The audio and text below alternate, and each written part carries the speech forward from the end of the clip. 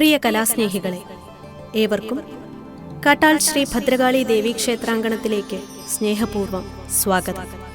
ഞാൻ ഗൗരി ലക്ഷ്മി. കഴിഞ്ഞ 21 വർഷമായി കാട്ടാലമ്മയുടെ തിരുനടയിൽ അമ്മയുടെ അനുഗ്രഹത്താൽ നിങ്ങളുടെ മുന്നിൽ നൃത്തം അവതരിപ്പിക്കുവാൻ അവസരം ലഭിച്ച എനിക്ക് ഇന്നീ വേദിയിൽ നിൽക്കുമ്പോൾ പോയ കാലത്തെ ഓരോ നൃത്തപരിപാടികളും ഇന്നലത്തെ പോലെ ഓർമ്മ വരുന്നു.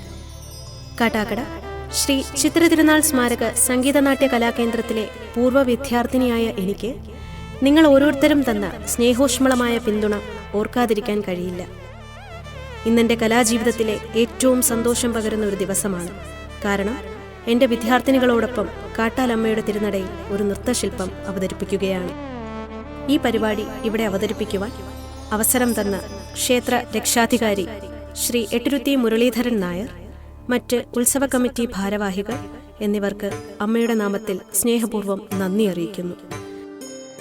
ഇടവേളകളില്ലാതെ അവതരിപ്പിക്കുന്ന ഈ നൃത്തശില്പം തത്വമസി കാണുവാനും അനുഗ്രഹിക്കുവാനും അമ്മയുടെ നടയിൽ നിന്നും കലാസ്നേഹികളായ നിങ്ങൾ ഓരോരുത്തരോടും സ്നേഹപൂർവ്വം അഭ്യർത്ഥിക്കുകയാണ്. ഭഗവാൻ ശ്രീ ധർമ്മശാസ്താവിൻ്റെ അവതാരോദ്ദേശം നമുക്കേവർക്കും അറിവുള്ളതാണ്. സ്വാമി അയ്യപ്പൻ ജനനം മുതൽ ശബരിമല ശാസ്താവായി വിലയം പ്രാപിക്കുന്നതുവരെയുള്ള ചില കഥാഭാഗങ്ങൾ നൃത്തരൂപത്തിൽ ഞങ്ങൾ അവതരിപ്പിക്കുകയാണ്. തത്വമസി.